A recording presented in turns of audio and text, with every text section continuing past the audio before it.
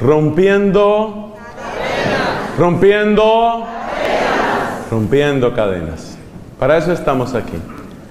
Estamos aquí para que nuestras cadenas se rompan, caigan a los pies de la cruz de Cristo.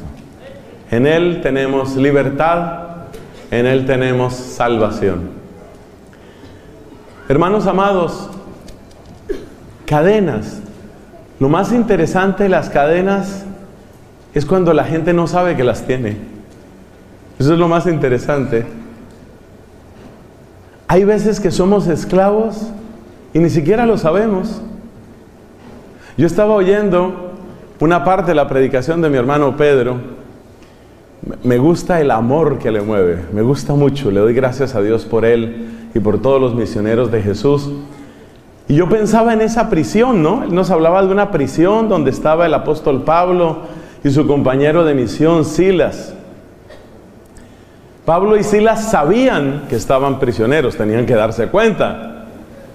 Pero hay gente que no sabe que está en prisión. Hay gente que no sabe que está encadenada. Hay gente que no conoce sus cadenas, pero están encadenados. Y por supuesto, esas son las cadenas más difíciles de romper. Porque cuando una persona ve la llaga, dice, tengo que ir al médico. El peligro son las llagas que no se ven. Una vez hablaba con un médico y me dijo, hay no sé cuánto, yo no recuerdo el número, no sé cuántas clases de cáncer. Pero me dijo esto, pero siempre el cáncer más peligroso es el que no se nota. El que va creciendo, el que va haciendo su obra. Y cuando lo descubren, ya es demasiado tarde. Por eso también se compara la obra del demonio con la obra de una serpiente. Porque la astucia de la serpiente consiste en ¿qué? En esconderse. Que nadie sepa que está ahí, que nadie la note, que nadie la descubra. Por eso, amados hermanos, en un día como hoy, no solo necesitamos que se rompan las cadenas, necesitamos primero que se descubran las cadenas. Porque muchas personas no saben que las tienen. Uno no sabe de qué está prisionero. Imaginémonos que un amigo tuyo, por hacer un juego, lo que en inglés llaman un prank, imagínate que un amigo tuyo, mientras tú estás ahí sentado o sentada, toma una cuerda y amarra un extremo a la pata de la silla y amarra el otro extremo a tu pierna, por hacer un juego contigo. Tú no lo notas, tú estás sentado, tú no notas que te han hecho ese juego. Tienes tu pierna amarrada, la cuerda mide medio metro, estás amarrado, pero no te das cuenta. De repente llega el momento de un descanso. Bueno, vamos a un descanso. En el momento en el que te levantas y te quieres mover, ¿qué pasa? Ahí te das cuenta que estás amarrado. Cuando te quieres mover, te das cuenta que estás encadenado. Cuando te quieres mover. Oye esa frase, cuando te quieres mover es cuando te das cuenta que estás encadenado. Bueno, en el ejemplo de la cuerda y la silla todos lo entendemos. Pero ¿cómo son esas otras cadenas? Vamos a llamarlas cadenas espirituales, que nos tienen amarrados. ¿Y qué significa moverse en ese caso? Yo te voy a decir. La vida a veces no solo te mueve, sino que te sacude. Y cuando llega el sacudón de la vida, cuando te toca moverte, en ese momento es cuando descubres que tienes cadenas. Por ejemplo, tenías un amigo. Y digo tenías porque ese amigo te falló. Resultó traidor a tu confianza, a tu dinero. Te falló tu amigo. Estás decepcionado, se te movió el piso, se te fracturó la vida. Y en ese momento, cuando todo se derrumba, tú te das cuenta, yo tengo que cambiar, yo tengo que lanzarme a otro negocio, yo tengo que hacer algo distinto. Y en ese momento sientes que no tienes fuerzas para moverte. En ese momento descubres que en realidad estás encadenado. Quiero decir, cuando las cosas salen mal, cuando llegan las decepciones, cuando están los problemas, cuando te toca perdonar, es ahí cuando necesitas moverte. Necesitas moverte, necesitas dar un paso. Y es ahí donde uno muchas veces descubre que está encadenado, cuando le toca dar ese paso. Me acuerdo de un muchacho que me hablaba de lo que sucedió después de un retiro espiritual. Él estuvo en una gran jornada de evangelización, volvió a casa y se dio cuenta que tenía grandes resentimientos con su papá. Cuando llegó a la casa, uno de sus propósitos era darle un abrazo al papá y decirle esta frase tan sencilla, pero que a veces es tan difícil: papá, te quiero mucho. Esa era toda su tarea. ¿Cuántas palabras? Papá, te quiero mucho. 4 palabras. Le costaba mucho trabajo decir esas 4 palabras. Pero lo que más me llama la atención es la manera como este joven describe el encuentro con su papá. Él llega donde su papá, el papá estaba sentado mirando televisión. Entra el hijo en la sala, le dice: hola papá. Y el papá, sin dejar de ver la televisión, le responde al hijo: ¿cómo le fue, hijo? Una pregunta más de cortesía que otra cosa. ¿Cómo le fue? El hijo responde: muy bien papá, y quiero decirte algo. Por el tono que utilizó el hijo, el papá se sintió un poco raro y voltea, en ese momento voltea y mira al hijo.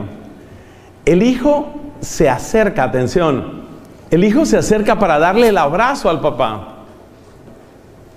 Y cuando el hijo está peligrosamente cerca, óigame esto, el papá agarra más fuerte la butaca, como si lo estuvieran atacando. Él agarra más fuerte su butaca.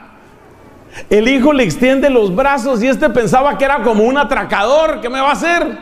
Y era su hijo, pero no estaba acostumbrado a abrazar. Él nunca le había dado un abrazo al hijo y no sabía qué hacer con un abrazo. Por eso agarraba esa butaca, agarraba su poltrona, su silla, como tú la llames, agarraba la silla. Se sentía amenazado por el abrazo ¿de quién? De su propio hijo. No era capaz de dar un abrazo, óyeme eso. Y el hijo se acerca y el papá le empieza a cambiar la cara, le empieza a cambiar el color de la cara. ¿Qué hace, hijo? Como si fuera una amenaza. ¿Qué hace, hijo? Y el hijo le responde lo obvio: darte un abrazo. Y el papá recibe el abrazo. Y el papá tiene toda la expresividad de una momia egipcia.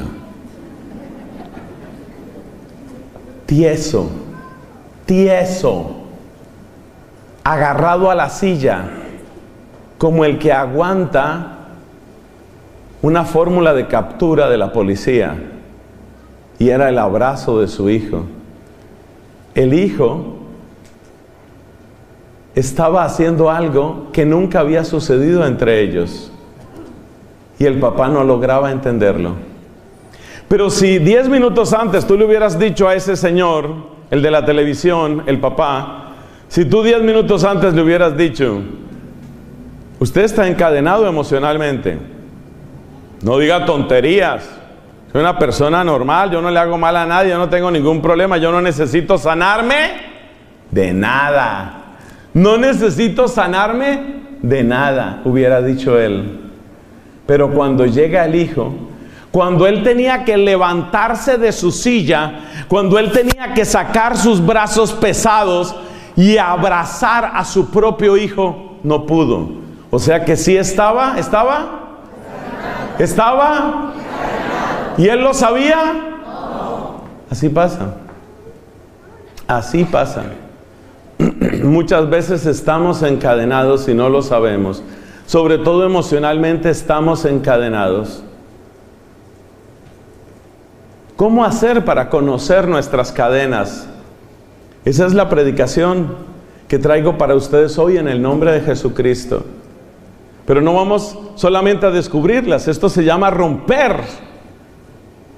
Queremos primero descubrirlas y después en el nombre de Jesucristo romperlas. Conocerlas, descubrirlas y romperlas. Eso es lo que queremos. Porque muchos de nosotros estamos encadenados y ni siquiera sabemos que estamos encadenados. Ni siquiera lo sabemos. Entonces vamos a hablar de 5 clases de cadenas. 5 clases de cadenas. ¿Para qué? ¿Para qué hacemos esto? Para que a medida que tú vayas oyendo la predicación, quizás es posible que en algún momento tú digas, yo creo que yo tengo esa cadena. Y eso es descubrirla. Pero recuerda, no vinimos aquí solo para descubrirlas. Queremos que se rompan esas cadenas. Y sabemos que hay uno que es más fuerte que todas las cadenas. Y su nombre es... Su nombre es... Jesucristo. Yo no sé si todo el mundo sentirá lo que yo siento cuando pronuncio el nombre de Jesús. Se siente algo delicioso en la boca. Se siente algo cálido y bello en el corazón. Se siente una luz nueva en la mente con solo pronunciar el nombre glorioso, el nombre poderoso, el nombre que está sobre todo nombre, el nombre de Jesucristo. Uy, le falta todavía mucho a este grupo. Mucho, mucho. Yo creo que si tú eres fanático de los Yankees o de los Medias Rojas, yo creo, del Boston. Yo creo que si tú eres fanático de algún equipo de béisbol, de fútbol, de un ciclista o de un cantante, yo creo que tú sacas esa voz. Pero ese es mi trabajo y el de todos los que estamos aquí, enamorarte. Yo quiero que tú te enamores tanto que cuando tú vayas a decir Jesucristo, tengas que soltar los brazos, porque hay gente que tiene los brazos cruzados y son capaces de decir Jesucristo con los brazos cruzados. Yo no puedo decir Jesucristo con los brazos cruzados. ¿Quién es su Salvador? Jesucristo. A mí me dicen, ¿quién es su Salvador? ¡Jesucristo! A ver, ¿cuál es el Jesucristo más loco y fuerte que usted es capaz de decir? Prepárese, prepárese, prepárese. Porque yo necesito que usted se me enamore de Jesús. Pero así, así. Es que en Él está todo, todo. ¿Sí me entiendes? Todo. Él es nuestra alegría. Una alegría que no dura un día ni un año, sino que dura una eternidad. Y una eternidad es cortica para decirle cuánto lo amamos, cuánto le agradecemos y qué bueno que ha sido con nosotros. ¿Listos y preparados? Vamos a decir un Jesucristo, pero así como para que venga otra vez la policía. ¿Quién es tu Salvador? Esto va mejorando, esto va mejorando. Incluso la señora del Boston por fin le salió la voz. ¿Quién es tu Señor y tu Salvador? Bueno, ya a las mujeres les salió la voz. Ya descubrieron que la voz no es solo para regañar al esposo. A los hombres todavía no les ha salido la voz. Señores, ¿quién es tu Señor y Salvador? Por favor, mujeres, no ayuden a los hombres. Estamos diciendo que los hombres, varones, cromosomas XY. Ahora toca decir todo eso. Otra vez los hombres. ¿Quién es tu Señor y Salvador? ¡Jesucristo! Mujeres, ¿quién es tu Señor y Salvador? ¡Jesucristo!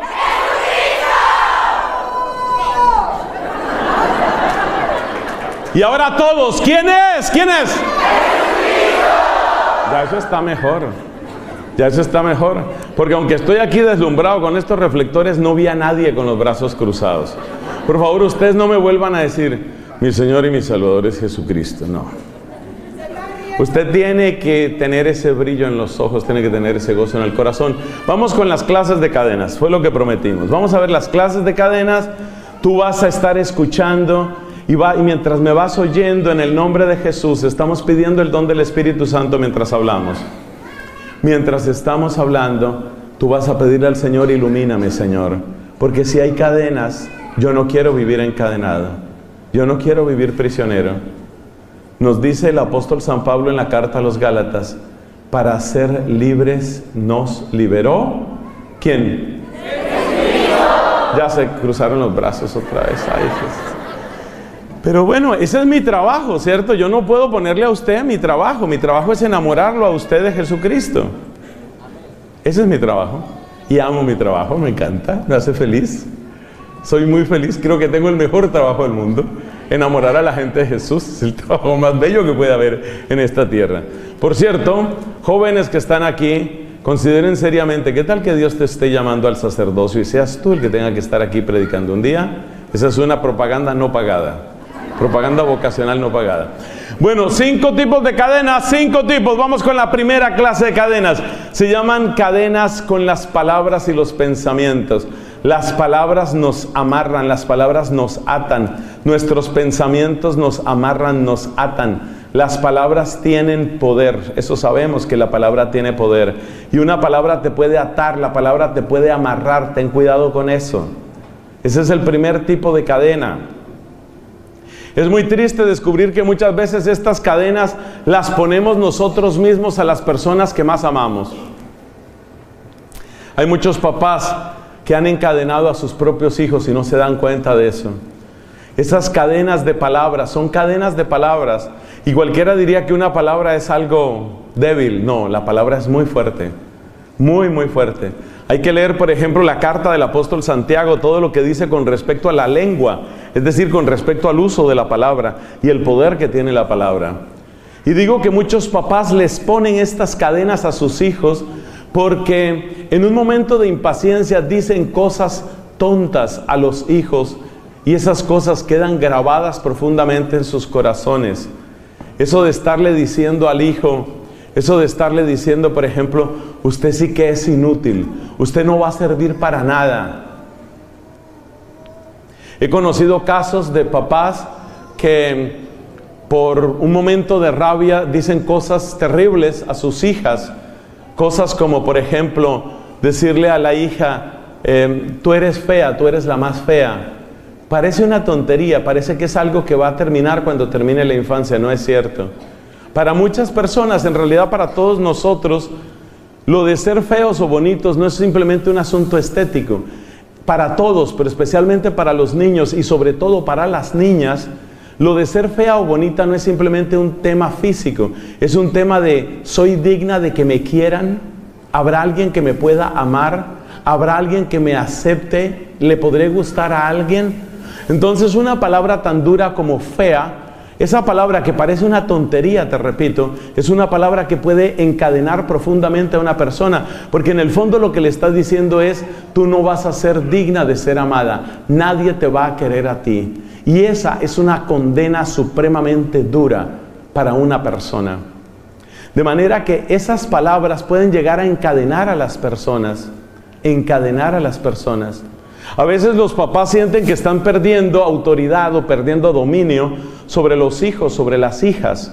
Y entonces utilizan palabras groseras pensando que a través de la grosería, el impacto que tiene la grosería, van a lograr recuperar la autoridad que han perdido. Es una idea pésima. Por favor, tener mucho cuidado con eso. Recuerdo un caso tristísimo de una muchacha que estaba saliendo de su segundo o tercer divorcio. Tenía ya 2 hijos, no sabía qué iba a hacer con su vida. Un día necesitaba desahogarse y se pone a hablar. Y se pone a hablar con quien pudo encontrar, en ese caso era este servidor de ustedes. Se pone a hablar conmigo y me cuenta su historia. Y me dice, cuando yo era una adolescente, oye esto que es grave, cuando yo era una adolescente, a mí me encantaba bailar. Me gustaba bailar, me gustaba tanto que en aquella época, pues no había estos equipos de sonido ni estas cosas. Se utilizaban grabadoras y se utilizaban unas cosas que llamábamos cassettes. Yo creo que la juventud que me oiga dirá, uy, ese padre conoció cassettes, eso es como caminó con dinosaurios. Mi padre conoció cassettes. Pues había una cosa que se llamaban los cassettes, y eso se metía en una grabadora. Y a esta niña le encantaba tanto bailar que ella llevaba una grabadora de esas a la escuela y ponía la grabadora en el recreo para bailar con sus compañeras porque le encantaba bailar. Cuando llegó el tiempo de las fiestas, ella quería mucho ir a las fiestas.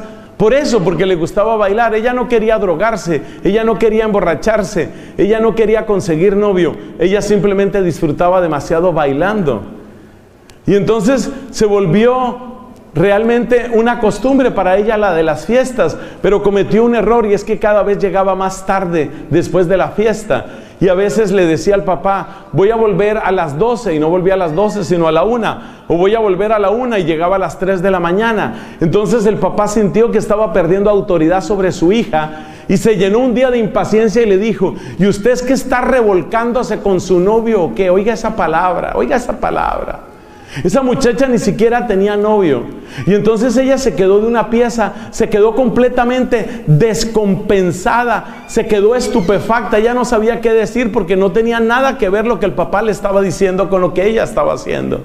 El papá se dio cuenta tristemente de que esa palabra era una palabra que la paralizaba a ella, y empezó a utilizar esa palabra como si fuera un látigo para castigarla, y empezó a decirle que ella era una cualquiera, y empezó a decirle que ella andaba con todo el mundo, y empezó a decirle cosas terriblemente vulgares, las cuales no voy a repetir aquí, pero ya ustedes se imaginan con quién se está acostando y cosas de esas. Y esta niña hasta ese momento era una niña plenamente virgen en su cuerpo, y era una niña que simplemente le gustaba bailar, pero era indisciplinada. Pero el papá estaba obsesionado con recuperar autoridad, porque él necesitaba sentir que era capaz de controlar a su hija, porque era la hija mayor, porque la amaba entrañablemente, y él sentía, si esta hija se sale de mi dominio, ninguno de mis hijos me va a obedecer más. Movido por el miedo, movido por el pánico, este hombre empezó a utilizar un lenguaje agresivo, empezó a utilizar un lenguaje vulgar, empezó a tratar a la hija como si la hija fuera una cualquiera. El daño fue terrible, el daño fue espantoso. Años después, cuando ya estaba en el college, resulta que tuvo su primer novio. Y sucedieron dos cosas trágicas. Primera, se ha demostrado que la gran mayoría de las mujeres, especialmente en sus primeras experiencias afectivas, buscan a alguien que se parezca al papá. Pero como su papá se había convertido en una especie de ogro, gritón, agresivo, ese era el tipo de novio que ella buscaba. Muchos papás no saben esto. La violencia que tú utilizas contra tu hija hace que tu hija empiece a preferir hombres agresivos, hombres violentos, hombres humillantes. Eso le pasó a esta muchacha. Segundo, como tantas veces el papá le había grabado en la cabeza, yo soy una cualquiera, yo soy una cualquiera, yo soy una cualquiera, le resultó muy fácil empezar a tener intimidad con el novio, y ahí empezó su historia de embarazos y su desastre afectivo. Esa chica estaba completamente prisionera, esa chica estaba encadenada. ¿Y quién la había encadenado? El papá. ¿Y por qué la había encadenado el papá? Por miedo, por no perder autoridad con ella. Es un ejemplo entre muchos. Las personas humanas, nosotros seres humanos, dependemos demasiado de las palabras, amados hermanos, demasiado. Las palabras son quienes definen qué somos y cómo nos miramos a nosotros mismos. Por eso uno puede estar encadenado por las palabras. Y es muy difícil salir de las cadenas de palabras. Muy difícil. Muy, muy difícil. Porque nos han enseñado que somos inferiores, nos han enseñado que somos fracasados, nos han enseñado que somos un desastre, nos han enseñado que somos inútiles, o nosotros mismos nos lo hemos dicho. Yo ya perdí la cuenta del número de personas que cuando cometen un error dicen, oiga, pero qué bruto soy. No nos pasa, no es verdad que nos pasa. Pero qué bruto, ay, pero qué tonto, pero cómo así, pero qué torpe soy. Nos estamos diciendo esas palabras nosotros mismos. Estamos encadenados por esas palabras. Pero es impresionante ver, mis hermanos, que hay uno que es la palabra de Dios.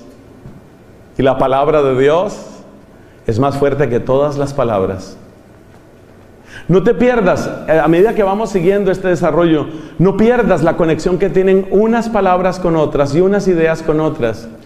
Porque tú te darás cuenta que tú has venido aquí no por casualidad. Has venido aquí porque el Señor quiere reventar cadenas. Y una de las cadenas es esa.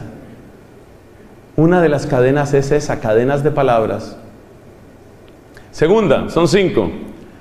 Luego vamos a hablar más extensamente sobre cómo Jesucristo revienta todas estas cadenas. Segunda cadena. La segunda cadena, muy peligrosa, es la cadena de los afectos, la cadena de los amores. Amores no significa solo amores de pareja. Hay amores que son buenos y sanos. Hay amores que nos levantan, pero hay amores también que nos unen. Por eso todo papá responsable, toda mamá responsable, sabe que hay que enseñar a los hijos a que escojan muy bien sus amistades. Cuando hablamos aquí de afectos, quiero insistir en eso, no nos referimos únicamente al afecto de pareja, hombre-mujer, por ejemplo. No nos estamos refiriendo a eso. Nos estamos refiriendo a todos los amores, porque los amores tienen un poder muy grande en nosotros. Y hay amores, repito, que nos levantan, pero hay amores también que nos hunden. Hay amores que nos hunden. Y hay que tener cuidado con esos amores que nos hunden. ¿Y cuáles son los afectos que nos encadenan? Piensa en el caso de una persona que está en una relación tóxica. ¿Has oído hablar de las relaciones tóxicas? Una relación tóxica es aquella que en vez de producir el crecimiento de la persona, le hace daño, pero la persona no logra desprenderse de eso. Esto suele ir muy unido a lo que hemos dicho antes de las palabras. Por ejemplo, esa misma muchacha sirve para lo que estamos diciendo. Esa muchacha que buscó un hombre que fuera como el papá. Repito, la inmensa mayoría de las mujeres, sobre todo en sus primeras relaciones afectivas, buscan personas que sean semejantes al papá. Y es muy triste porque a veces el papá no es el modelo a seguir, pero la niña queda como muy condicionada en eso. El hecho es que esta muchacha, en ese primer novio que consiguió, era una persona sumamente agresiva, era una persona controladora y era una persona con unos celos absolutamente demenciales. Ella tenía que darle a él todas las contraseñas de todos los correos, de todas las redes sociales. Todos los días, a horas absolutamente improbables, él estaba entrando en las redes sociales de ella y haciéndole preguntas. ¿Y esa persona quién es? ¿Y con quién saliste? ¿Y a qué hora saliste? ¿Y por qué te demoraste tanto? No es que había un atasco en el tráfico, no me crea tan tonto, y empezaba a insultarla. Entonces llegó el momento en el que este hombre que era medio enfermo, el novio que tuvo la chica aquella, este hombre que era como medio enfermo de la cabeza por esos celos, este hombre empezaba a insultarla porque ya él confundía su imaginación con la realidad. Eso se llama una relación tóxica, es una relación destructiva, la estaba acabando a ella. Hay personas que tienen otro tipo de relaciones tóxicas, a veces con los amigos. Suele suceder que cuando la familia se desmorona, cuando la familia se agrieta, buscamos reemplazos, es decir, buscamos gente que sea nuestra familia. Y el lugar espontáneo donde la mayor parte de los jóvenes buscan un reemplazo de su familia, ¿cuál es? Los amigos. Y a veces los amigos son amistades tóxicas.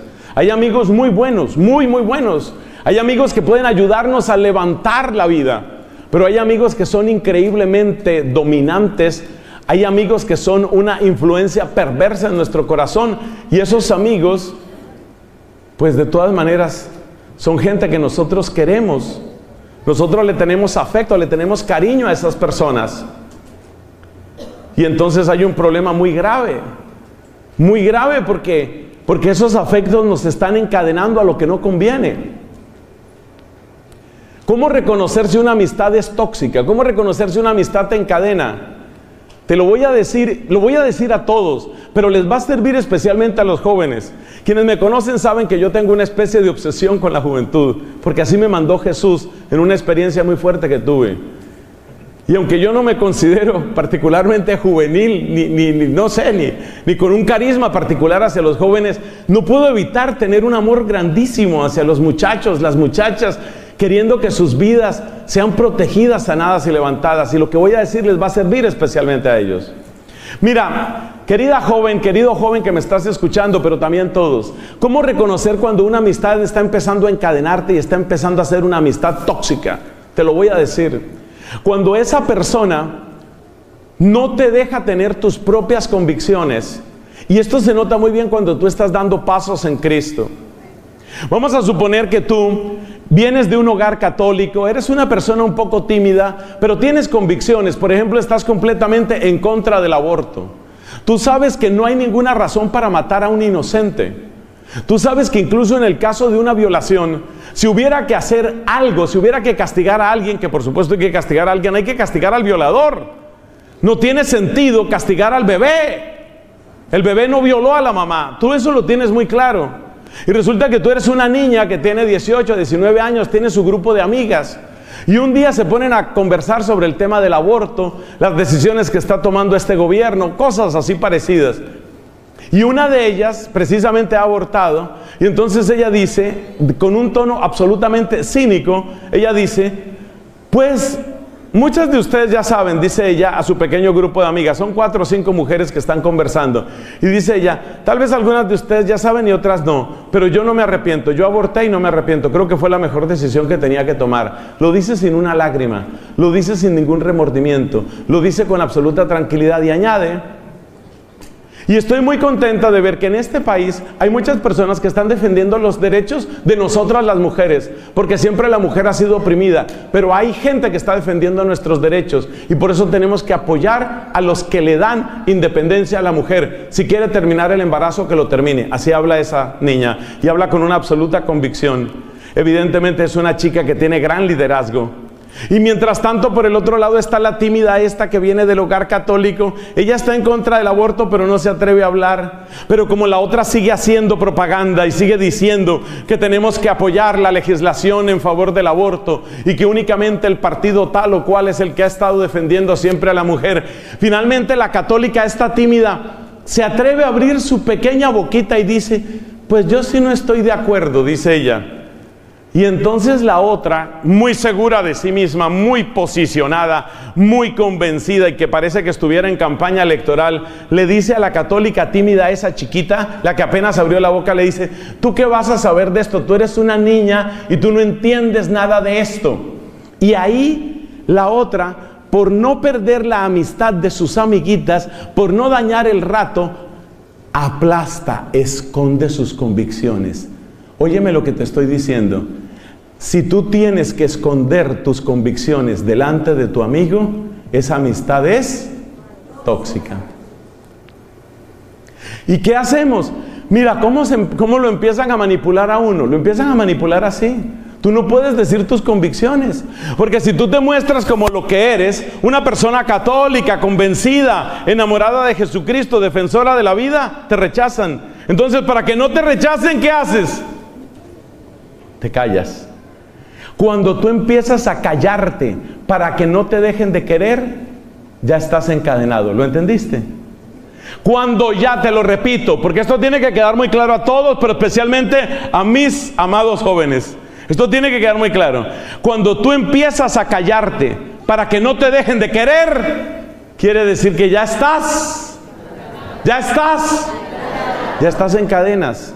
Entonces tú al principio te callas y ya no hablas de lo del aborto, y quedó más o menos en el ambiente que tú estás de acuerdo, y así va quedando en el ambiente que estás de acuerdo con la legalización de la marihuana, y así va quedando en el ambiente que tú estás de acuerdo con todo tipo de matrimonio, hombre con mujer, mujer con mujer, hombre con hombre, como sea, persona, cosa, animal, lo que sea, ya estás de acuerdo con todo.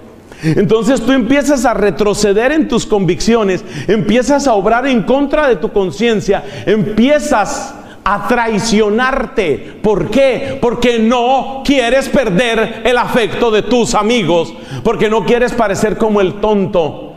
Yo he conocido muchachos que entraron en la droga porque un amigo los desafió. I dare you.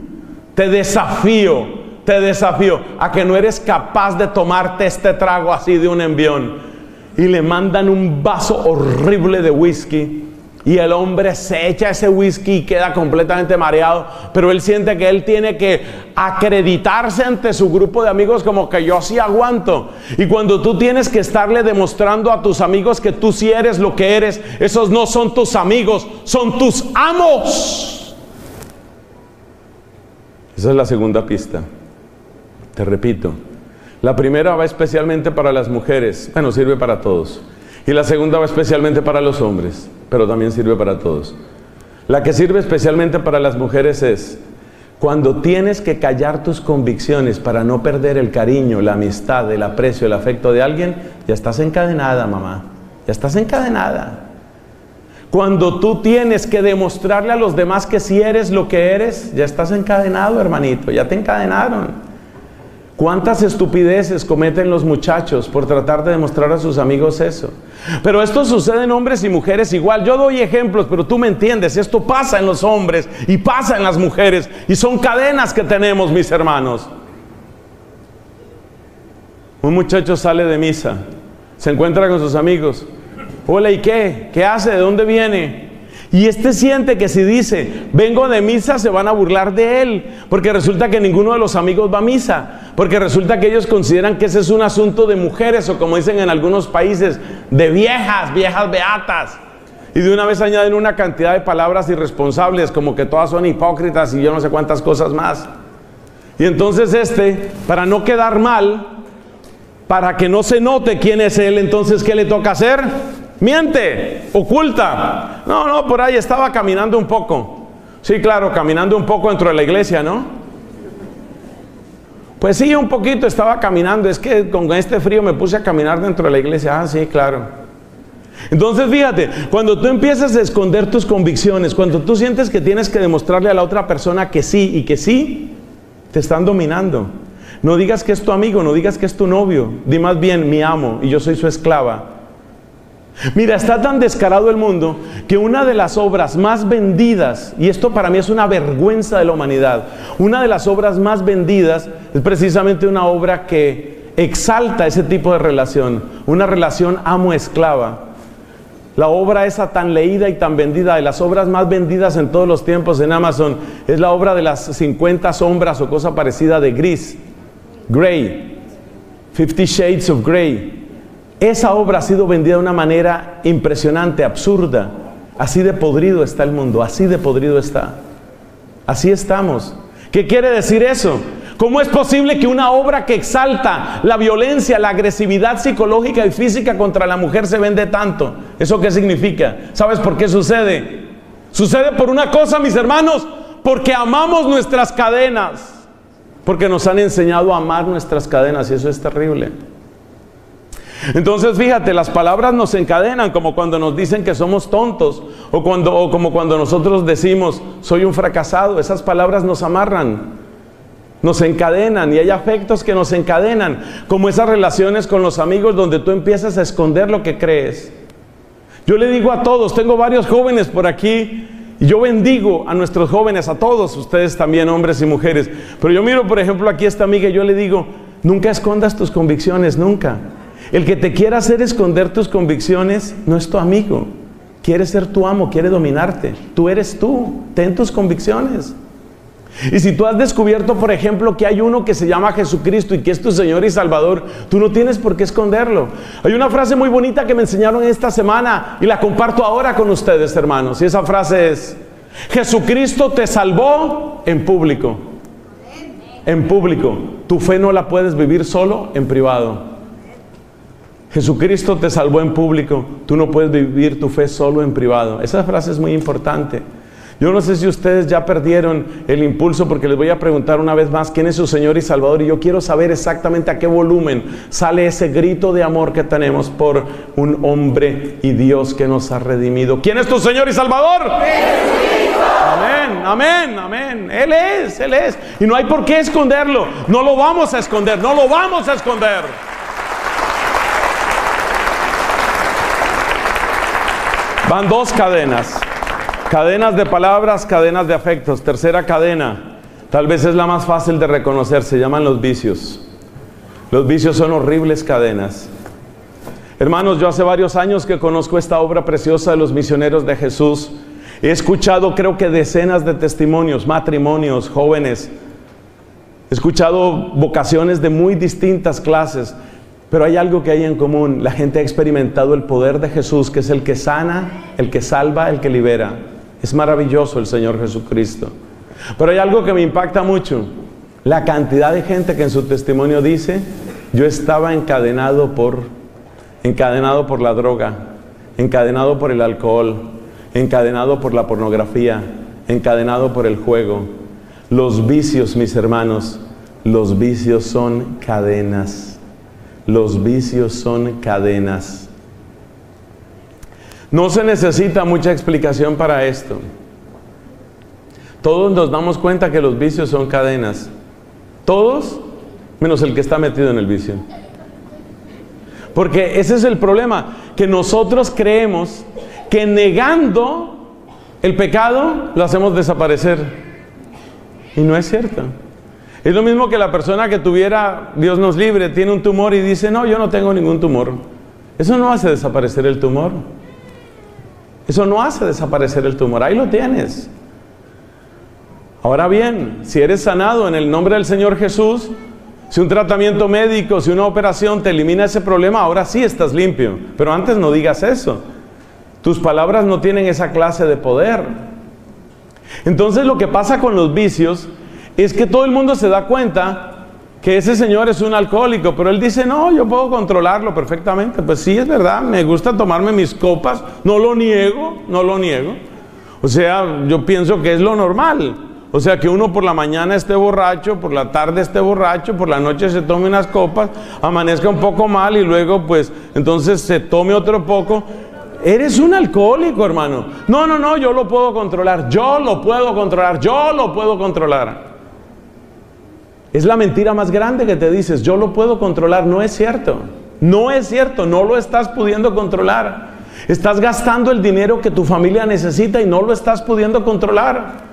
Estás haciendo de ti mismo un bote de basura, estás arruinando tu hígado, estás arruinando tu salud, estás dando un espectáculo vergonzoso frente a tus hijos. No, yo lo puedo controlar. El gran problema de los vicios es ese, que uno cree que lo puede controlar. Pero el otro gran problema de los vicios que tenemos es que nuestros gobiernos, que deberían ser aliados para nuestra salud física y mental, ya no son aliados. Más bien a muchos gobiernos lo que les interesa es que nosotros todos seamos unos viciosos. A los gobiernos les sirve que nosotros seamos viciosos. Ya he comentado varias veces lo que sucedió hace un par de años en el Reino Unido, en Gran Bretaña. Resulta que vino una legislación, una propuesta de ley que finalmente no pasó. Una propuesta de ley que significaba esto. Ustedes saben que Internet se reparte en el mundo a través de unos grandes centros llamados nodos. O sea, Internet no entra a un país, bueno, salvo casos de satélites que no vamos a mencionar aquí, pero la manera usual como entra Internet a un país es a través de grandes cables que llegan a nodos, y un país tiene uno o más mega nodos a partir de los cuales se reparte a las distintas empresas que luego nos dan el servicio. Llámese por ejemplo aquí, qué sé yo, Comcast, o yo no sé cuáles sean las de aquí. En otros países es muy famoso Movistar o Telefónica o en fin, los que sean. Esos son grandes nodos, grandes nodos. Eso quiere decir que los países pueden obrar sobre esos nodos para determinar qué es lo que está disponible en su país por cualquier razón o motivo que tengan. Es así, por ejemplo, que el gobierno de China tiene bloqueados en esos grandes nodos que surten Internet en China, tiene bloqueadas una gran cantidad de páginas y servicios. El gobierno de China, por ejemplo, no permite que el correo, eso me han dicho, yo no lo tengo constancia directa, pero parece que es así. No permite que el correo de Google, el famoso Gmail, esté disponible en China. En China no está disponible ese correo. No hay manera de entrar a tu cuenta de Gmail en China continental. El gobierno chino entra a esos nodos, controla esos nodos y filtra qué es lo que quiere que la gente vea, qué es lo que quiere que la gente acceda o no acceda. Esa es una pequeña introducción técnica de lo que les quiero contar. Entonces, en Gran Bretaña hubo una propuesta de ley que dijo, nosotros, como tenemos la capacidad de hacer ese tipo de filtro, vamos a hacer lo siguiente: en el servicio público de Internet que se da a toda la población, no vamos a ofrecer pornografía. Si una persona específica dice, yo quiero ver pornografía, se le activan los canales de pornografía a esa persona, o a esa casa, o a ese servicio. Esto tiene mucho sentido, porque algunos dicen que más de la mitad del tráfico en Internet, esta es una cosa vergonzosa de la humanidad, más de la mitad del tráfico de Internet es pornografía. Entonces, en Gran Bretaña tiene sentido que ellos dijeran, bueno, vamos a hacer esto. Lo que demuestra ese proyecto de ley que es que los gobiernos, si quisieran, podrían frenar la pornografía. Si quisieran. El proyecto de ley no prosperó. No prosperó. Por eso en Gran Bretaña, lo mismo que en la inmensa mayoría del mundo, la pornografía está para niños, para jóvenes, para parejas, para solteros, casados, en fin, para todo el mundo. Pero ¿qué es lo que me llama la atención de este aspecto técnico? Que los gobiernos sí podrían hacer algo. La pornografía más aberrante, la que está llegando a tu casa, la que está envenenando tu alma, la que está envenenando el alma de tu hija, de tu hijo, esa pornografía se podría controlar. Así como ningún gobierno quiere que entre agua sucia o envenenada a las casas, así también la pornografía se podría controlar, pero los gobiernos no quieren. Es más, no solo no quieren que llegue pornografía, ellos sí quieren que llegue juego, ellos sí quieren que llegue marihuana, ellos sí quieren que llegue todo lo que pueda encadenarte. ¿Saben por qué? Porque para los gobiernos, para nuestros gobiernos, y en eso prácticamente no hay excepciones, tenernos encadenados a los vicios es un buen negocio. ¿Por qué es un buen negocio que seamos adictos al sexo, que seamos adictos al juego, que seamos adictos al alcohol, que seamos adictos a la pornografía? ¿Por qué puede llamarse eso un buen negocio? Sabiendo que trae inmensos gastos a la salud pública. ¿Por qué eso se puede llamar un buen negocio? Porque políticamente es un tremendo negocio. Los vicios son un tremendo negocio por dos razones, y esto requiere mucha atención de tu parte. Los vicios son un gran negocio para los gobiernos por estas dos razones. Primero, porque crean una ilusión de libertad. Yo soy el gobierno que te permitió fumar toda la marihuana que quieras. Eso da una ilusión de libertad. Es decir, da la ilusión, da la impresión, falsa por supuesto, da la impresión de que hacer disponibles los vicios es darle libertad a la gente. Y en el mundo en el que estamos, la mayor parte de las personas creen que tener más opciones es ser más libre. Entonces, si a mí me dejan abortar o no abortar, emborracharme o no emborracharme, enmarihuanarme o no enmarihuanarme, eso significa que soy más libre. Entonces, la ilusión de libertad, óyeme bien, la ilusión de libertad trae un gran beneficio político a quienes lo proponen. Entonces, por eso, el tener más posibilidades de sexualidad en cualquier posición, con cualquier persona, y con matrimonio, y con adopción, y con todo, eso da una ilusión de libertad a las personas. Ahora nos podemos casar los que queramos y como queramos. Y por eso ya hay propuestas de ampliar la definición de matrimonio a 3 personas, a 4 personas, a lo que sea. Y la gente cree que eso es libertad. ¿Por qué? Porque el que me da más opciones me da más libertad.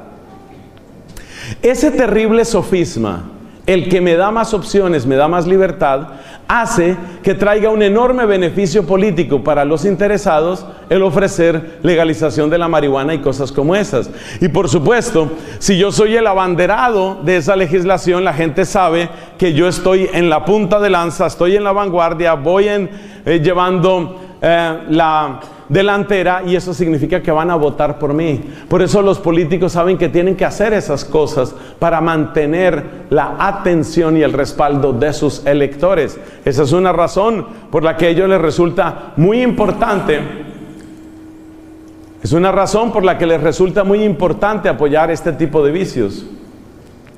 Pero además nuestros gobiernos saben que es útil mantener a la gente drogada, borracha, adicta, enmarihuanada, por otra razón.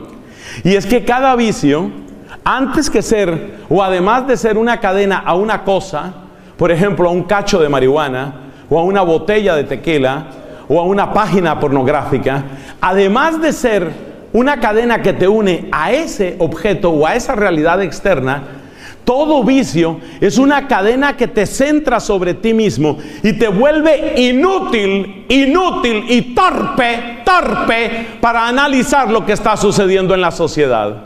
Es decir, la persona que está metida en su marihuana no quiere saber sino de marihuana. La persona que está obsesionada con su pornografía, con su relación homosexual o adúltera, esa persona no quiere sino saber de su placer.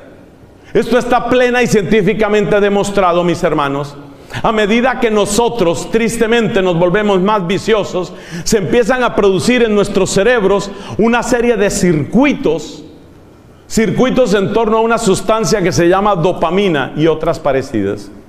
La dopamina es como una droga que produce el mismo cerebro, una droga de recompensa y de bienestar. Y eso quiere decir que a medida que tú vas entrando en tu vicio, sea de juego, sea de marihuana, sea de lo que sea, a medida que vas entrando en tu vicio, tu cerebro se va acostumbrando únicamente a ese tipo de respuesta, se va acostumbrando únicamente a ese tipo de felicidad, se va acostumbrando únicamente a ese tipo de alegría. Y a medida que tú te vas acostumbrando solamente a eso, pierdes interés por todo lo demás. Trata de hablar un tema serio con una persona que esté seriamente metida en la marihuana. No puede. No le interesa. ¿Por qué? Porque todo su interés, y esta es la principal cadena que tiene el que está encadenado de ese modo. La principal cadena de la persona no es ni siquiera la marihuana, es la incapacidad de pensar más allá de su vicio. Es decir, lo único que piensa el adicto al juego es ¿cuándo abrirán el casino otra vez? Y resulta que es 24 horas. Lo único que piensa el adicto a la pornografía es ¿a qué otra página tengo que suscribirme? ¿Qué más tengo que hacer? Lo único que piensa el alcohólico es ¿a qué horas abren el bar? Es decir, son cadenas que amarran lo más profundo de nuestro corazón y de nuestra mente. Y eso le sirve a los gobiernos. Porque a medida que tú estás encadenado pensando únicamente en el próximo cacho de marihuana, estás pensando únicamente en el próximo orgasmo, estás pensando únicamente en la próxima orgía, estás pensando únicamente en el próximo casino, a medida que tú estás encadenado pensando únicamente en la próxima retribución emocional, no tienes tiempo para ver lo que el gobierno está haciendo contigo, con tus hijos, con la educación, con la salud, con las vías, con los impuestos. No tienes tiempo para eso. O mejor dicho, tiempo tienes, pero no tienes cabeza. Entonces date cuenta ¿por qué la situación de los vicios es tan dura? La situación de los vicios es tan dura por dos razones. Primero, porque la gran mayoría de los seres humanos tenemos un síndrome de negación que es una cosa asquerosa. Todo el mundo se da cuenta que yo tengo un vicio y nadie se da cuenta, y nadie me lo dice, o si me lo dicen yo no lo creo. Alguien decía, es una comparación un poquito fea, pero la voy a decir. Alguien decía que los vicios son como el mal aliento. Todo el mundo se da cuenta que lo tienes menos tú. Y todo el mundo habla detrás de ti, oye, pero ese tipo, no has hablado con la alcantarilla el día de hoy. Todo el mundo sabe que la boca te apesta, menos tú, menos tú. Tú estás acostumbrado ya al olor de tu mal aliento. Lo mismo pasa con los vicios, nos decimos mentiras y estamos encadenados, hermanos, y nos seguimos mintiendo. Ese es el primer problema que tienen los vicios. Y el segundo grave problema que tienen los vicios es que nuestros gobiernos no nos ayudan. Porque a los gobiernos les sirve para conseguir nuevos votos y para mantenernos distraídos y embrutecidos, les sirve que todos seamos viciosos. Llevamos tres cadenas, cadenas de palabras, cadenas de afectos y cadenas de vicios. Llevamos esas tres. Cuarta cadena. La cuarta cadena solo la van a entender quienes tienen una visión de fe. Hoy muchas personas han caído en el ateísmo y dirán que lo que yo voy a pronunciar aquí se reduce al problema de las enfermedades mentales. A lo que me voy a referir, mis hermanos, es al ataque del demonio. El demonio encadena. Y la Biblia lo dice. El demonio encadena. Esa es una realidad. Esto no quita las otras cadenas. Es decir, no vamos a reducir todas las cadenas al demonio, porque eso a veces también pasa. Yo ya creo que les conté una vez la historia de esa secta protestante donde todos lo resolvían con demonios. ¿Y usted por qué está con ese sobrepeso? Aquí hay varios que tenemos sobrepeso, empezando por el que habla. ¿Y usted por qué tiene ese sobrepeso? Creo que me está atacando el demonio del arroz. Entonces en esa secta todos lo resolvían con demonios. A mí me ataca el demonio del arroz y a ti, a mí el demonio del maíz. Y a ti creo que es el demonio de las hamburguesas. Deja de resolver todo con demonios. O sea, no todos son demonios. Pero tampoco nos vayamos al otro extremo, el extremo incrédulo y escéptico de los que no reconocen que efectivamente el demonio sí ataca. ¿Y por qué ataca el demonio? Por envidia. Por envidia. ¿Envidia de qué? ¿No te lo han dicho? ¿No te han dicho por qué la envidia? La Biblia lo dice. ¿Por qué será la envidia? Porque tú y yo somos imagen de Dios. Y además de ser imagen y semejanza de Dios, por la muerte gloriosa de Jesús en la cruz, hemos llegado a ser hijos de Dios, templos del Espíritu, miembros de la iglesia, llamados a una eternidad feliz. Y la eternidad del demonio es la eternidad que él buscó, una eternidad de desgracia, una eternidad de tristeza, una eternidad de una ira que se consume a sí misma para siempre. Entonces, ¿qué pasa? Que el demonio te ataca por envidia. El demonio detesta la pureza de los jóvenes, especialmente de los jóvenes. El demonio detesta, odia con fuerza a un sacerdote que predique el evangelio. Lo odia y quiere destruirlo. ¿Por qué no lo logra? Porque Cristo nos protege, porque el sacerdote ora. Ojalá oremos cada vez más nosotros los sacerdotes. ¿Y sabes por qué no logra el demonio? Con muchos de nosotros no logra, porque ustedes nos defienden. Por la oración de ustedes.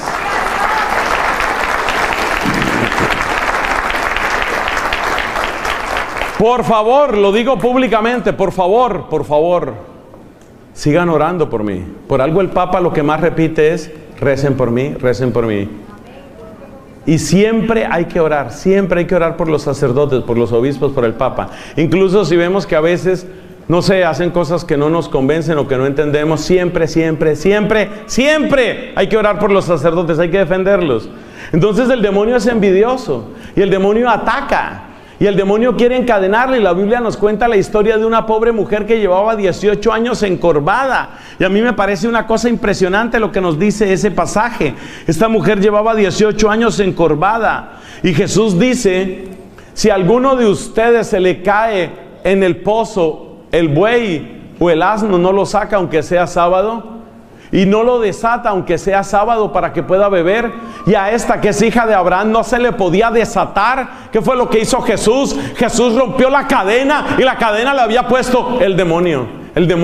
Y Jesús la rompió, porque Jesús quiere verte libre. Jesús quiere verte libre. Libre quiere verte Jesús. Quiere verte libre.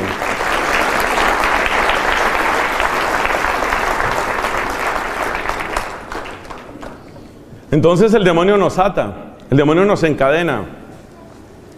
¿Cómo reconocer esas cadenas del demonio? Lo que más ataca al demonio, es la fe. Es la fe. ¿Por qué? Porque la fe es la puerta de todo lo demás. Todo es posible para... Todo es posible. Todo es posible. Entonces el demonio ataca principalmente la fe. Principalmente la fe.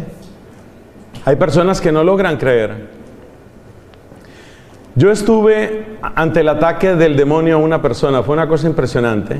Y lo que les voy a contar no es de una posesión y que la persona se revolcara y echara espuma por la boca, no. Una vez estuve hablando con un profesor universitario en mi país. Un profesor que se decía ateo, completamente ateo, escéptico completamente, no creo en nada. De esos hombres que tienen mucho conocimiento, mucha ciencia y que considera que es totalmente ateo.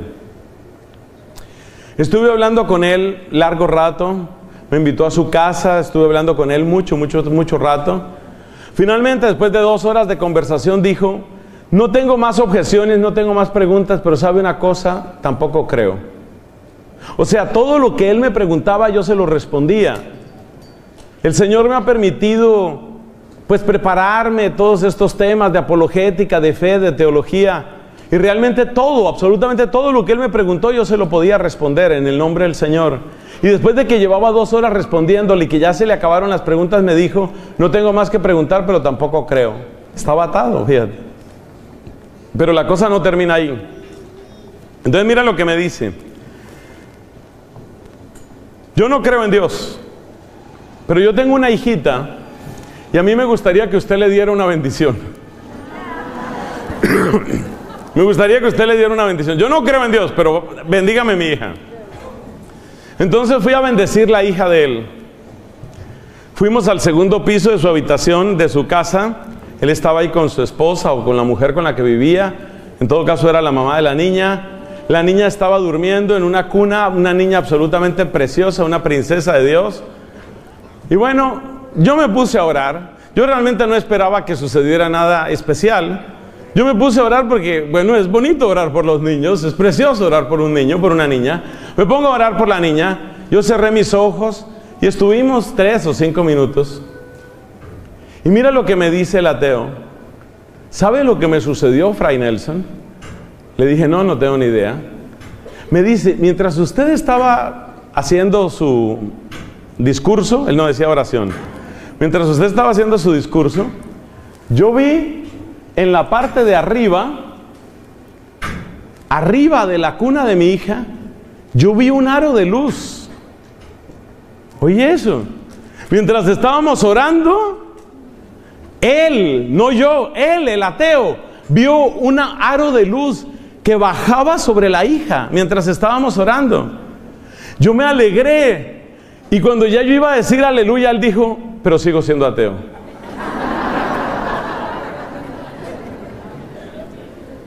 Esa es una persona atada. Esa es una persona atada. Esas son ataduras. ¿Cuál es el lugar más dañino para nuestra fe? El lugar más dañino se llaman los brujos. Se llaman las supersticiones.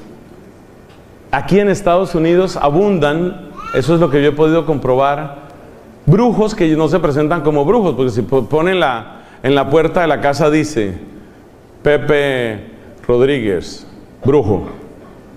Tal vez no le llega a mucha gente. Entonces se presentan como mentalistas, como psíquicos, los famosos psychics. Y entonces te ofrecen palm reading, ¿no? Te van a leer la palma y te van a contar tu futuro y te van a sanar de tus enfermedades y todo ese tipo de cosas. Hermanos, solo hay alguien que está detrás de todas esas prácticas y se llama Satanás. Se llama Satanás.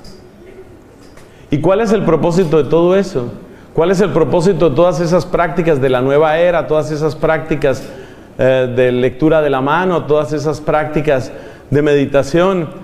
Nuestro predicador anterior comentaba que Pablo y Silas, cuando estaban en la cárcel, no se pusieron a concentrarse y a decir Om, a ver cómo se abría la puerta, ¿no? Entonces uno tiene que tener claro, mis hermanos, que detrás de eso hay cadenas. ¿Y qué es lo que está atacando el demonio? Principalmente ahí, tu fe, es lo que está atacando. Que tú vivas en una confusión perpetua. Las personas que se meten, por ejemplo, en este asunto de rosacrucismo, las personas que se meten en el gnosticismo es terrible, porque el gnosticismo es la reducción de la fe a una idea. Y nosotros no somos salvos por una idea, somos salvos por una persona, por la persona adorable de... Amén. Amén. Nosotros somos salvos en Cristo. A nosotros no nos ha salvado una buena idea. A nosotros no nos ha salvado un plan o un proyecto. A nosotros nos ha salvado la sangre preciosa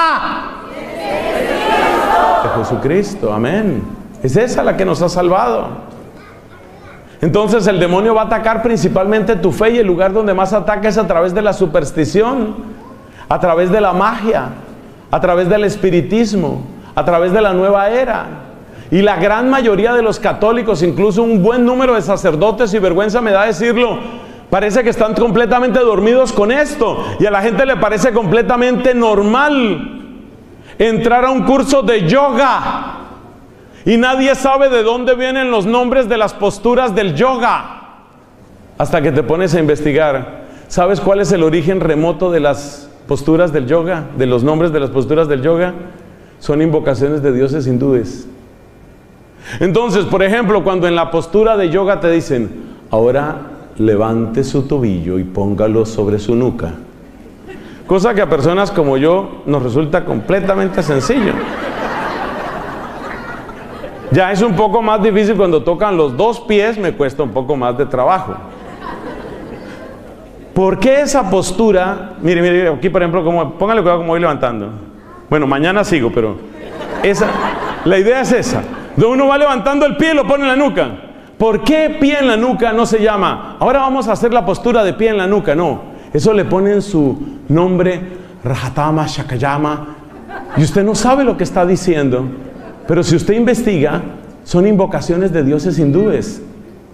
Entonces tengan mucho cuidado con eso. Y la gente va, bueno, y nuestra hija estaba como muy nerviosa, pero la llevamos donde un doctor que trabaja, fíjate el verbo que se utiliza, que trabaja con una terapia de aromas, con una aromaterapia. Y ahí encienden unas velas y él hacía unos movimientos y entonces viene el tema del Reiki y la aromaterapia y nos metemos en todo eso. Tú no tienes ni idea de qué puertas estás abriendo y no tienes ni idea de quién se está metiendo a través de esas puertas y luego estamos encadenados Grandes empresas están consagradas a los demonios. Hay gobiernos que han hecho pactos con los demonios. Así como se oye, así como se oye. Esto se está grabando, les pido el favor de que no digan el nombre de ningún país en este momento, pero todos estamos pensando en un país de nuestra América que ha sido consagrado a los brujos y ha sido consagrado a los demonios. Y ustedes saben en qué situación se encuentra ese país y no lo vamos a decir aquí. Entonces, hermanos, el demonio ataca, el demonio amarra. ¿Y qué es lo que él pretende? Que tú no puedas creer. Porque el día en que tú creas, el día en el que tú creas, el día en el que tú le digas a Jesucristo, yo creo en ti, ese día se rompen las cadenas. Ese día se rompen las cadenas. Ustedes que han estado tan atentos, háganme el favor de contarme una cosa, los que han estado tan atentos. ¿Cuántas cadenas llevamos? Sí, la gente ha estado atenta. Además ya aprendieron a decir el nombre de Jesús. Oiga, ya sienten, a ver, levante la mano el que ya siente ese amor, esa dulzura en la boca, ese calor en el corazón, esa luz en la mente cuando dice Jesús. Levante la mano el que ya siente eso. Uy, más gente, más manos levantadas, gloria a Dios. Claro. Es que tiene que ser para ti la mejor noticia del mundo, el nombre de Jesús. El nombre de Jesús. Es lo más bello que tú puedes decir. Es lo más bello que tú puedes decir. No hay nada más hermoso que tú puedas pronunciar en esta tierra que el nombre de tu Salvador. ¿Cómo es que se llama Él? ¿Cómo se llama? Claro, no hay nada más hermoso que podamos decir. Bueno, nos falta la quinta. ¿Qué más cadenas tenemos? La quinta cadena es tan sutil que esa sí es la que nadie cree que tiene. ¿Y sabes cuál es? Se llama las ventajas del pecado. Somos encadenados por las ventajas del pecado. Encadenados. Una amiga mía, conocedora de la doctrina católica, conocedora de todo lo que ustedes y yo sabemos, después de años de soledad que le costaba muchísimo, porque ella lleva una vida, o ha llevado una vida precisamente de eso, de demasiada soledad. Entonces se consiguió un novio, un muchacho alto, inteligente, apuesto, con buen trabajo, uno de esos que dicen, yo estoy casado pero ya me estoy separando. ¿Se han oído esa historia? Ya estoy en el proceso de separación. Yo sí estoy casado, no te voy a mentir, mi amor, pero ya casi sale. Yo creo que si no sale en estos 20 años, sale en los otros 20 años. Pero mientras tanto, él va cobrando sus impuestos, ¿no? Él va cobrando sus impuestos. ¿Por qué? Porque esta muchacha pues está en esa edad, que es una edad bonita, tiene un cuerpo bonito, tiene una sonrisa bonita. Y entonces, pues este hombre sabe cómo enamorar a una mujer, sabe qué palabras decirle. No es sino decirle palabras dulces. Por ejemplo, le dice, mi sucralosa, tú eres mi aspartame, cosas así, le dice palabras muy dulces a ella, ¿no? Y ella le responde, y tú eres mi stevia. Y así se consienten y se aman intensamente entre ellos. Bueno, y entonces el aspartame con la sucralosa, ¿no? Una pareja light. Y eso sí, sexo que da gusto. Yo sabía que esta muchacha estaba en un proceso muy hermoso de conversión, entre otras cosas porque ella tardó en llegar a la iglesia católica, le costó trabajo llegar a la iglesia católica, pero víctima de su soledad, víctima de su situación emocional, pues se enredó con este hombre, que ya casi, es que mira, no falta sino esto y ya casi le va a salir la nulidad, es que es nada, pero mientras tanto ven para acá mi sucralosa, lo que tú digas, mi aspartame. Ellos son completamente light, absolutamente light. No se le va a olvidar el nombre de esa pareja. Él es el aspartame y ella es la sucralosa. Bueno, en todo caso, un día me pongo a hablar con esta muchacha. Somos amigos hace tiempo. Obviamente ustedes me conocen, yo no puedo aprobarle eso, ¿cierto? O sea, puede ser mi amiga, pero yo no puedo estar de acuerdo con eso. No solamente porque la iglesia diga que es pecado. El problema no es solamente que la iglesia lo diga. El problema es por qué lo dice. ¿Cierto? Ese es el problema. ¿Y por qué lo dice? Pues lo dice porque es daño, porque es destrucción, porque es muerte. Porque detrás de esa fornicación vienen los abortos. Porque detrás de eso las mujeres, sobre todo las mujeres, quedan usadas, decepcionadas, traumatizadas. Y el tipo sigue coleccionando mujeres. Eso es dañino, eso no es bueno, eso no sirve, eso no está bien. ¿Cómo más se lo digo? Entonces, bueno, nos ponemos a hablar. Con la mejor paciencia que tuve, le digo, pero tú sabes que eso no está bien. Y ella baja la mirada y me dice, yo sé que no está bien. Y le pregunto, ¿y entonces por qué sigues?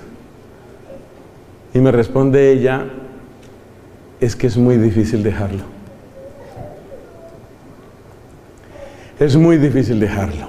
Claro, está el ingrediente afectivo que ya mencionamos como la segunda característica, la segunda cadena, pero también está eso que en algunos países llaman el gustico, ¿no? El gustico. Entonces, el pecado, ¿cómo nos encadena? ¿Cuál es la quinta clase de cadena? El gustico, la ventaja que trae el pecado. Y la ventaja que trae el pecado, ¿cuál es? Que trae dinero, o que trae poder, o que trae placer, o que trae fama. Y eso nos encadena, eso nos encadena.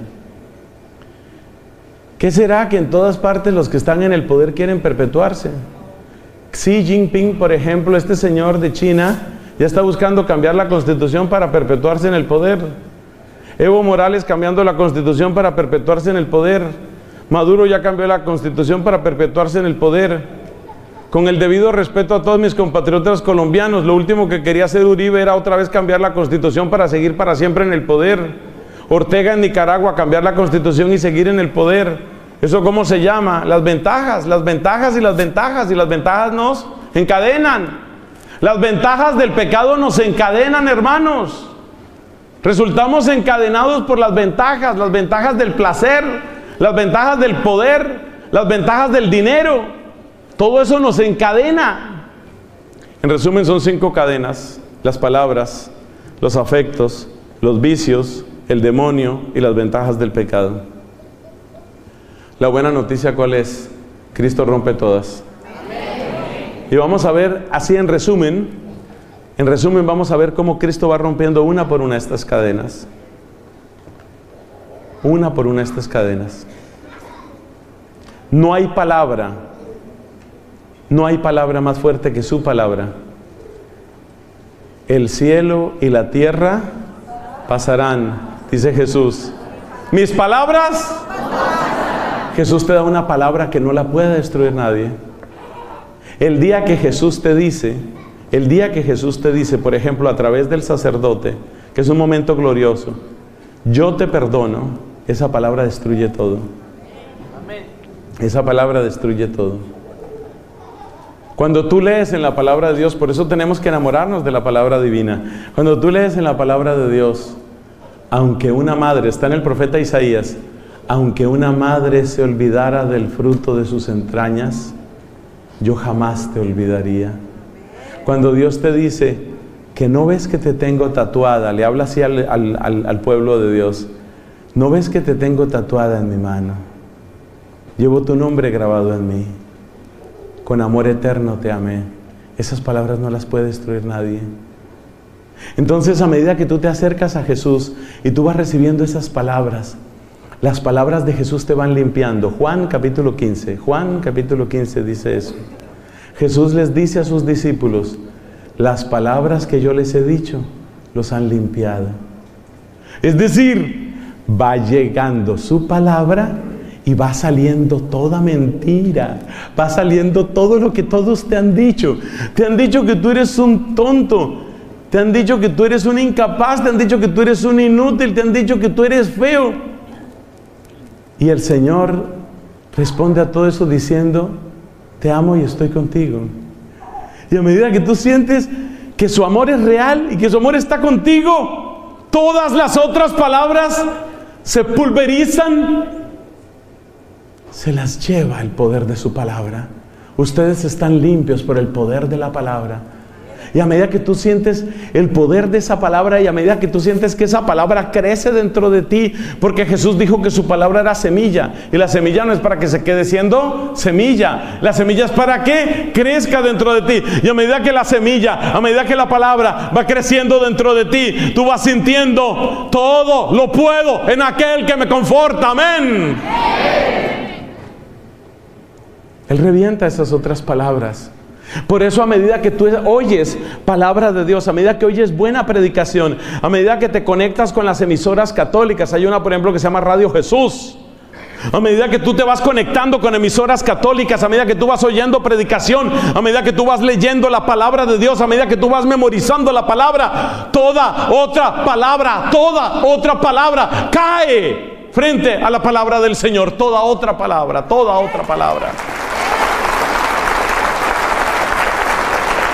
A mí no se me olvida, hermanos, a mí no se me olvida lo que hizo el rey Ezequías.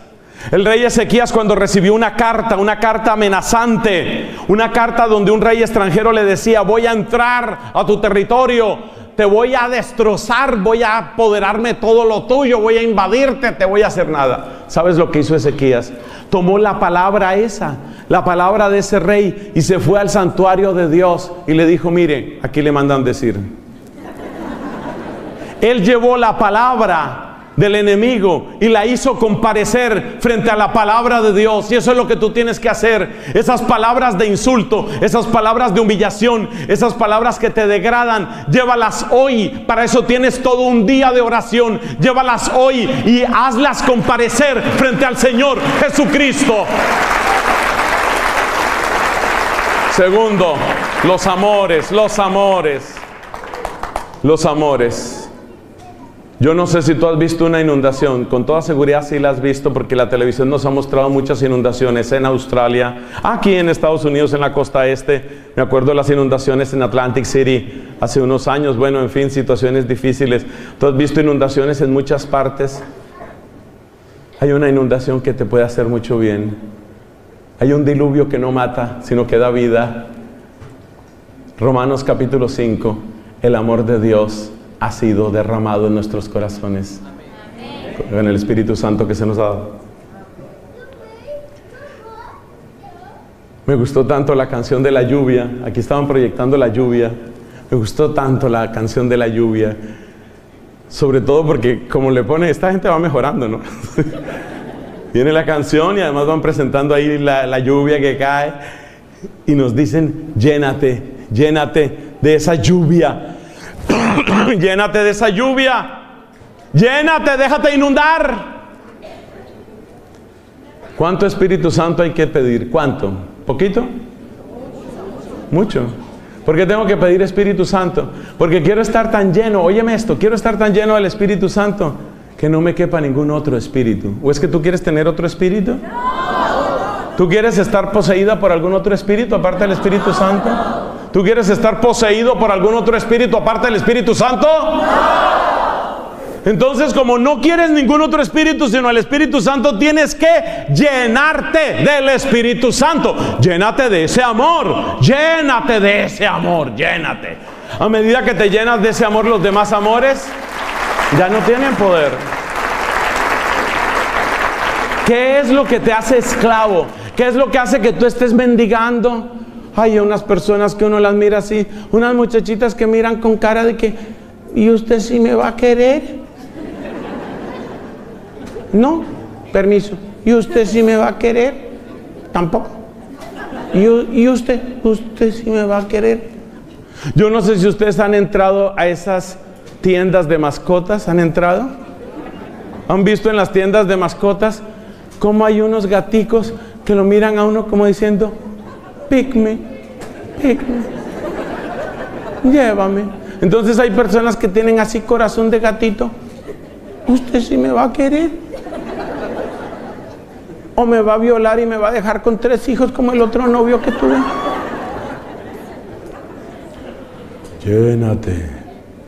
Llénate del Espíritu Santo, llénate del amor de Dios. Dejarás de ser mendigo. Se rompe esa cadena. Entonces tú podrás amar a hombres y mujeres y tener amigos y amigas, pero esclavo ya no vas a ser. ¿Amén? Amén. Tercero, los vicios. Los vicios. Algunas veces se necesita ayuda profesional, reconozcámoslo. Pero hay que reconocer también que a través de personas humanas o por otros caminos, el Señor rompe los vicios de una manera espectacular. Muchos de los mejores predicadores y de los mejores misioneros que yo he conocido han sido antes viciosos. Porque es que en el fondo, ¿sabes lo que es un vicio? Un vicio es ansia de infinito. Por eso la persona que se traba, decimos en algunos países cuando toman su droga, la persona que está buscando la cocaína, ¿qué está buscando? Hay un infinito, una felicidad infinita. No sé, yo siento algo increíble, siento algo maravilloso. Uy, estoy flotando. Permiso, señor elefante, permiso. ¿Qué está buscando? ¿Está buscando qué? ¿Qué está buscando? El infinito. Una alegría infinita, una paz infinita, un descanso infinito. Pero solo hay uno que es infinito. San Agustín dice, nos hiciste, Señor, para ti, nuestro corazón estará inquieto mientras no descansa en ti. Entonces el que encuentra a Jesucristo, el que encuentra el infinito de Jesucristo, queda libre de sus vicios. ¿Por qué? Porque por fin encontró el infinito que no engaña, el infinito que no destruye, el infinito que no decepciona, el infinito que no miente. Ese se llama Jesucristo. Ese se llama Jesucristo.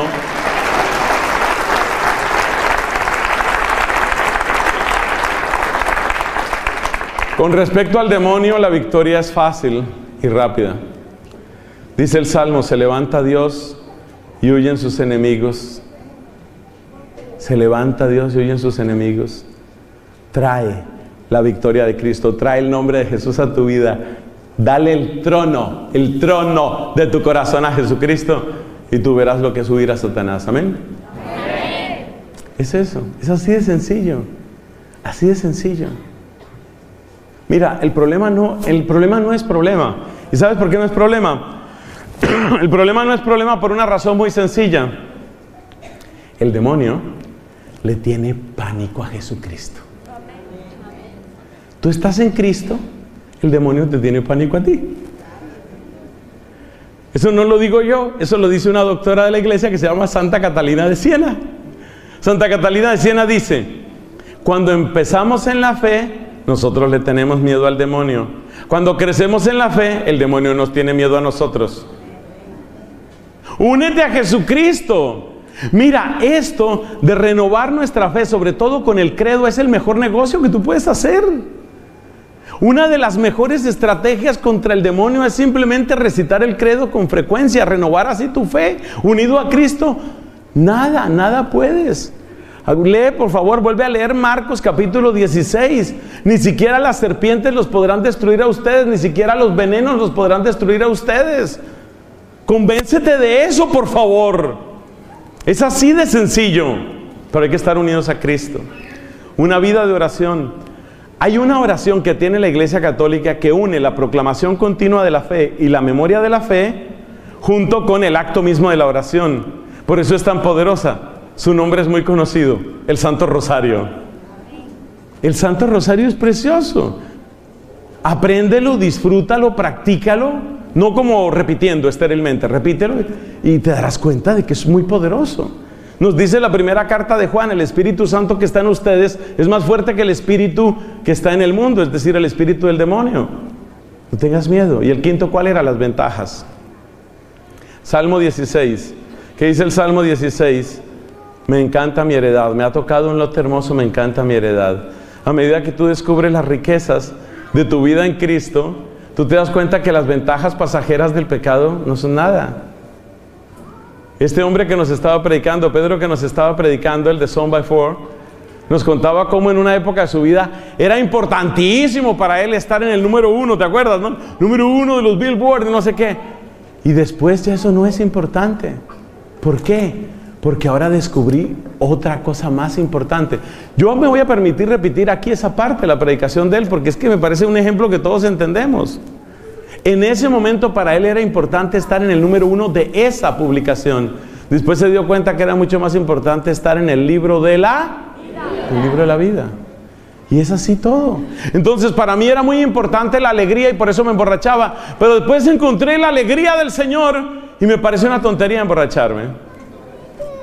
¿Te das cuenta? Se acaba el poder de las ventajas del pecado. Así Cristo destruye tus cadenas. Sigue por favor en oración. Esto no termina aquí, mis hermanos.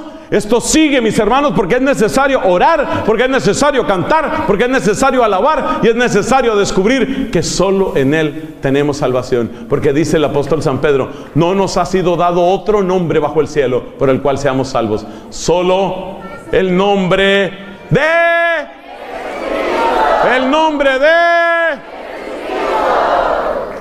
Yo me acuerdo cuando yo venía antes a las misiones aquí a Misioneros de Jesús, la gente decía tan fuerte que las cortinas esas se movían. Pero ahora no sé si es que todo el mundo fuma o qué pasa, pero... ¡El nombre de! Bueno, la de atrás se movió un poquito. Gloria al Padre, al Hijo y al Espíritu Santo, como era en el principio, ahora y siempre, por los siglos de los siglos. Amén. Amén.